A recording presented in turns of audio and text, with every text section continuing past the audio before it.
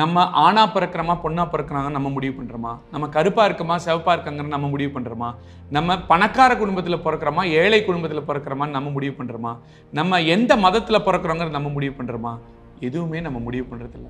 ஏன் ஒரு பணக்கார வீட்டில் பிறந்தா அவங்க வாழ்க்கை இன்னும் கொஞ்சம் சௌரியமாக இருக்கும், ஒரு ஏழை வீட்டில் பிறந்தா அவங்க வாழ்க்கை போராட்டமாக இருக்கும். இதுதான் உண்மை, இதுதான் நிதர்சனம். நம்ம கையில் எதுவுமே இல்லை. ஆனாலும் கூட இவ்வளோ வேற்றுமை இருந்தாலும் நம்ம எல்லாருமே சகோதர சகோதரிகளாக தான் சந்தோஷமாக ஒருத்தருக்கு ஒருத்தர் உதவி கை கொடுத்து கோர்த்து வாழ்ந்துட்டு இருக்கோம்.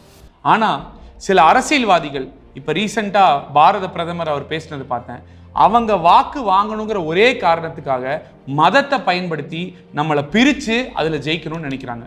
இதுக்கு நம்ம என்றைக்குமே துணை போகக்கூடாது. நம்ம என்றுமே சகோதர சகோதரிகள் தான், ஒற்றுமையாக தான் இருப்போம்.